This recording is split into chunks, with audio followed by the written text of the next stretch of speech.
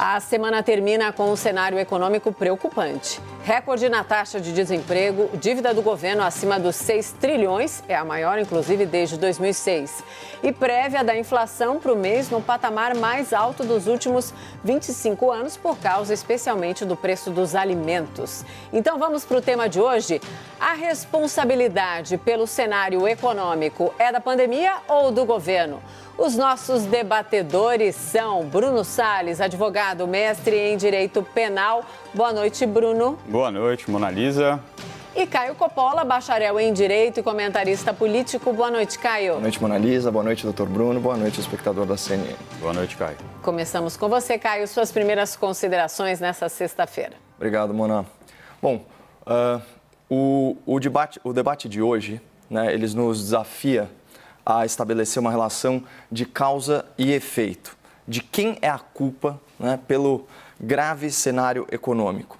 A culpa, ela é da pandemia ou ela é do governo? Então, reparem aí que a pergunta do enunciado, ela nos induz a restringir o rol de possibilidades, né, atribuindo aí responsabilidade por essa crise a um evento de força maior ou a falhas na administração federal, né, já que a gente está tratando aí de dados macroeconômicos em âmbito nacional.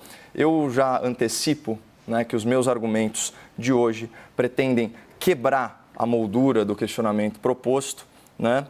Porque esse contexto dramático que as famílias brasileiras estão enfrentando com endividamento, redução do poder de compra do seu dinheiro, né, e a perda de emprego principalmente, não pode ser colocado na conta da pandemia, muito menos do governo de turno, né, que, pelo contrário, vem atuando com razoável sucesso no sentido de diminuir o impacto das circunstâncias na vida do cidadão brasileiro, né? Eu queria alertar o espectador para uma artimanha política, né? Artimanha essa aí, de certa forma, encampada pela imprensa patrocinadora da hashtag Fique em Casa, que viu a sua audiência catapultar, né, com a população confinada em seus lares. E o ardil é o seguinte: é culpar a pandemia pela crise econômica como uma forma aí de lavar as mãos e relegar, né, para a natureza a responsabilidade humana por erros grosseiros sobre como enfrentar o novo coronavírus. O empobrecimento da sociedade, do Estado, ele não decorre da pandemia, mas da resposta política à pandemia. E qual foi essa resposta? Uma paralisação econômica generalizada, imposta por autoridades municipais, estaduais, reforçada pelo STF, né, pelo Supremo Tribunal Federal, e endossada sem o devido questionamento pela grande mídia. É uma medida covarde, precipitada, desnecessária e ineficaz, que num país aí de dimensões continentais relegou milhões de pessoas saudáveis a quarentenas forçadas em regiões sequer atingidas pelo vírus. O isolamento social horizontal, sem critério e sem planejamento, potencializou os efeitos danosos de uma quarentena que, por força de lei federal, aprovada pelo Congresso Nacional e sancionada pela Presidência da República, deveria estar restrita no tempo e no espaço ao mínimo necessário para o enfrentamento da pandemia. Agora, o que nós vemos é que, passados menos de 100 dias do pico de óbitos decorrentes da Covid-19, 2/3 dos novos leitos de UTI habilitados pelo Ministério da Saúde já foram desmobilizados. Hospitais de campanha milionários, né, inúteis e midiáticos, já foram desativados. E pouquíssimas regiões tiveram colapso nas suas redes hospitalares, graças a Deus. O que resta à população é assistir a Polícia Federal, é assistir ao Ministério Público caçarem os corruptos que se aproveitaram do estado de calamidade para superfaturar contratos, para arranjar licitações e para desviar as já escassas verbas públicas. E diga de passagem, né, nenhum desses casos esbarrou no governo federal, mas em gestões estaduais e municipais ao redor do país. Bom, do pouco que se sabe sobre o novo coronavírus, nós podemos fazer algumas afirmações factuais. É um vírus altamente infectante que faz vítimas entre a população idosa e portadora de comorbidades, principalmente. A doença tem letalidade geral similar à pneumonia e mortalidade de 0,05% nos infectados abaixo de 70 anos. O vírus é transmitido principalmente em locais fechados, né, como é o ambiente domiciliar, e dificilmente haverá vacina segura e eficaz à disposição do público até o final de 2020. Nada disso corrobora a decisão equivocada de submeter um país deficitário em desenvolvimento a uma quarentena radical, o que contraria até uma recomendação expressa do diretor da OMS, Organização Mundial da Saúde. Então, não fujamos aí da nossa responsabilidade, né? Pandemia não é autoridade pública e a Covid-19 é uma doença, ela não tem mandato nem competência para impor isolamento social horizontal sem critério num país de 210 milhões de pessoas. Portanto, retomando aí um pouco o raciocínio, a crise decorre da drástica paralisação econômica, que foi a resposta política à pandemia, defendida por governadores e prefeitos ao redor do Brasil. E só para reforçar esse ponto do argumento. Da mesma forma que a pandemia não é autoridade pública eleita, Covid-19 não é autoridade judicial e, como disse com muita propriedade o atual presidente do STF, o Dr. Luiz Fux, coronavírus não é habeas corpus. Ou seja, essas dezenas de milhares de criminosos perigosos que a justiça, ou melhor, a injustiça, devolveu ao convívio social, contribuindo para aumentar em 7% o número de assassinatos no primeiro semestre, eles não foram soltos pela pandemia. Esses delinquentes foram desencarcerados por ação humana. Bom, nós já dispersamos aí, de certa forma, a cortina de fumaça, né, que disfarça a culpabilidade das autoridades, da imprensa, né, pelos erros flagrantes e pelos excessos da paralisação econômica horizontal. Então, vamos à segunda possibilidade elencada no enunciado, a responsabilidade do governo. As medidas da administração federal para a mitigação da crise econômica, elas já foram amplamente debatidas em outras edições do nosso programa. Então, eu vou apenas sintetizá-las, né? Vamos lá.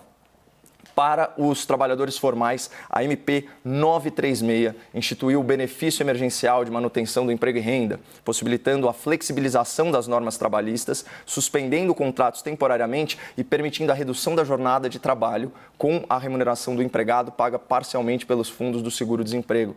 Mais de 15 milhões de contratos de trabalho, individuais e coletivos, foram registrados na esteira dessa medida provisória, salvando milhões de postos de trabalho com carteira assinada. Para os trabalhadores informais, a população mais vulnerável, inclusive beneficiários do Bolsa Família, o governo federal e o Congresso Nacional criaram o auxílio emergencial, que é o maior programa de transferência de renda da história brasileira. E para os pequenos e médios empreendedores, que são os maiores empregadores desse país, né, em contraste, o Ministério da Economia disponibilizou aí linhas de crédito como o PRONAMP, né, o Programa Nacional de Apoio às Microempresas e Empresas de Pequeno Porte. E lembre-se, espectador, tudo isso para reduzir, para diminuir o impacto da paralisação econômica imposta em decorrência de um isolamento social horizontal sem critério, ao qual a presidência da República sempre fez oposição. E é muito importante refrescar a nossa memória, relembrando alguns dados macroeconômicos da gestão Guedes-Bolsonaro antes da imposição da quarentena e da paralisação econômica. Então, andiamo. Em 2019, foi registrada pelo CAGED, o Cadastro Geral de Empregados e Desempregados, a criação de 644 mil empregos de carteira assinada. Adicionalmente, no primeiro bimestre de 2020, que antecedeu a pandemia, houve geração recorde de novos postos formais de trabalho, 341 mil.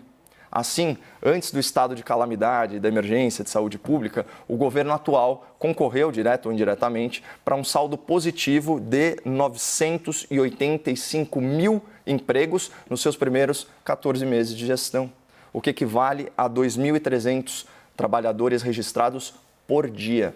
Então, nesse mesmo sentido, em 2019, o consumo das famílias cresceu 1,8%, a formação bruta de capital fixo, aqueles investimentos produtivos, aumentaram 2,2%, a inflação estava sob controle, com o IPCA, o Índice Nacional de Preços ao Consumidor Amplo, fechando em 4,31%, praticamente aí cravado com o centro da meta, e os juros mais baixos da história. Não à toa, no começo de 2020, diante desse cenário positivo, cenário sustentável e, acima de tudo, promissor da economia nacional, a Bolsa de Valores registrou recorde histórico, na casa de 120 mil pontos. Então, isso sinaliza que o mercado, que não é nem pela esquerda, nem pela direita, é pelo lucro, investia apostando na continuidade do bom desempenho econômico registrado em 2019. Ou seja, quando a gente exclui a variável pandemia da análise, os números revelam um país se desenvolvendo de forma consistente. Mas como escreveu Chico, eis que chega a roda viva e carrega a viola para lá, adveio o imponderável.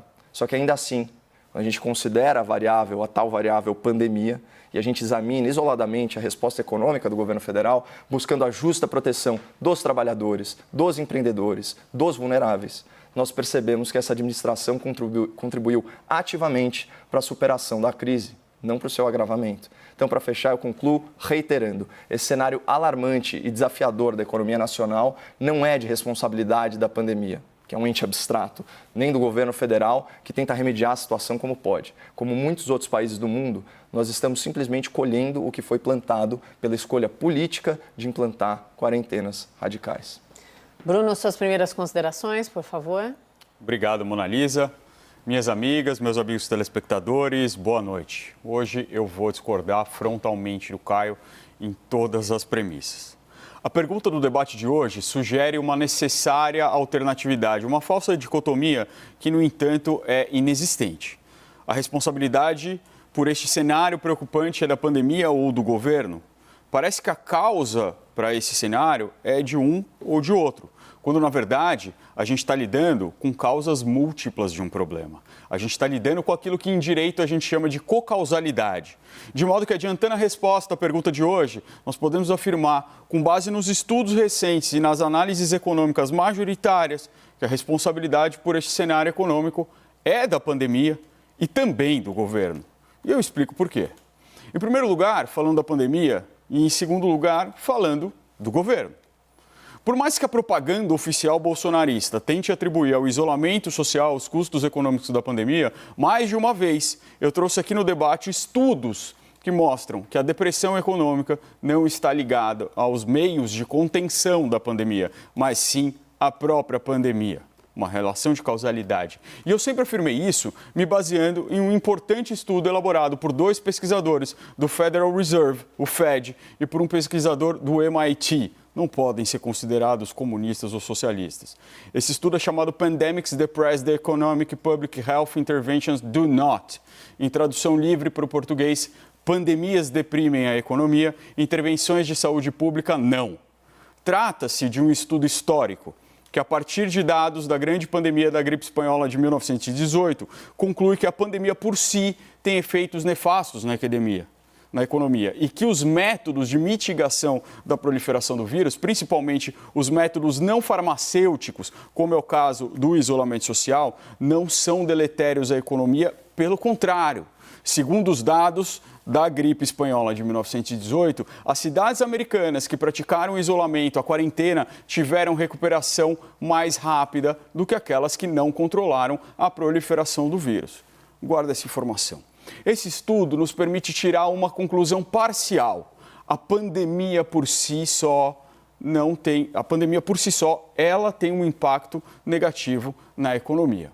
Mas o modo como o governo lidará com isso, com a pandemia, com a economia, com as suas políticas, também será fundamental para a definição, para a mitigação ou até mesmo para a neutralização desse impacto negativo. O que nos leva ao segundo ponto dos meus argumentos, a responsabilidade do nosso governo federal. A melhor forma de entender se a nossa economia foi mais afetada ou menos afetada pela ação governamental é comparando com outros países do mundo, já que todos eles foram atingidos pela pandemia do coronavírus. De tal modo, existindo um fator comum a todos eles nessa experiência, a pandemia.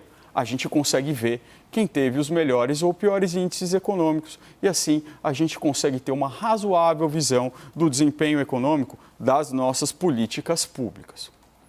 O real, a nossa moeda, é a que mais desvalorizou no mundo em 2020 e isso mostra que o nosso modo de enfrentar a pandemia e outros fatores também, como os juros muito baixos, ele é visto no cenário internacional como péssimo. O Brasil deixou de receber investimentos, passou a ser visto como um país inseguro para se investir. E o que hoje evita um tombo maior no nosso PIB é a nossa enorme dependência da exportação de commodities, que se beneficia dessa desvalorização do real da nossa moeda. O Brasil não só empobreceu em 2020, o Brasil passou a valer menos.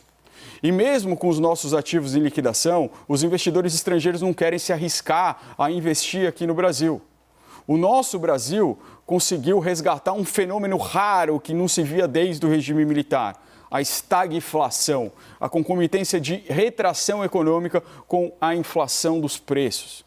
Tudo isso por conta de uma política desastrosa implantada pelo governo federal, que, negando todas as evidências científicas, fez ostensiva propaganda contra a quarentena e sabotou as medidas dos governos estaduais, que jamais conseguiram implantar de maneira eficaz o isolamento social. E um recente relatório do Fundo Monetário Internacional, o FMI, também não é uma instituição de esquerda, veja lá, chamado World Economic Outlook. Podem procurar aí na internet. Ele saiu agora, em 8/10/2020. Ele concluiu que os países que adotaram isolamento social rigoroso e de curto prazo estão sofrendo menos efeitos econômicos nessa crise global. Ora, segundo o estudo comparativo, eu abro aspas, a eficácia do isolamento social na redução de infecções sugere que o lockdown pode abrir caminho para uma recuperação econômica mais rápida, se for possível conter a epidemia. Veja só, continua. Mitigar os riscos à saúde parece ser uma pré-condição para ter uma economia forte e sustentável. Fecha aspas.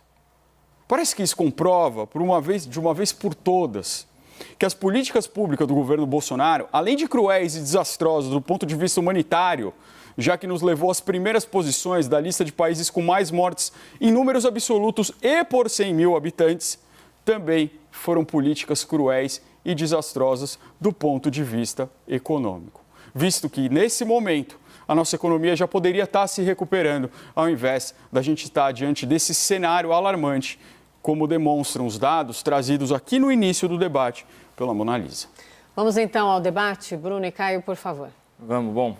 A academia, né, a imprensa, os lacradores de geladeira cheia, eles vão sempre se desdobrar, né, para tentar argumentar, né, com o aspecto de ciência contra a realidade dos fatos. Aliás, até o Dr. Bruno facilitou, né, o meu trabalho de escancarar essa pseudociência da pandemia usando dados, né, comparativos de 1918, né, para entender uma crise no mundo globalizado do século XXI. Isso daí beira o ridículo. Os governadores estaduais, eles conseguiram sim implantar a quarentena.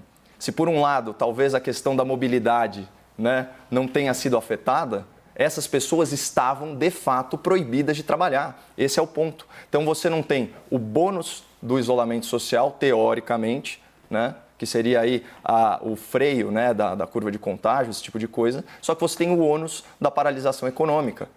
Então, ainda que se argumente que o governo federal tentou sabotar com a retórica do presidente da República, enfim, essas quarentenas, elas, na parte pragmática, impediram o brasileiro de trabalhar, e isso é um fato. Tanto que 2/3 da população nacional teve queda de renda. E eu fico muito curioso, doutor, quem que faleceu, quantas pessoas, qual porcentagem das pessoas que faleceu por não ter acesso à rede hospitalar? Esse é o dado fundamental, porque a intenção, pelo amor de Deus, vamos refrescar a memória, a intenção do isolamento social qual que era?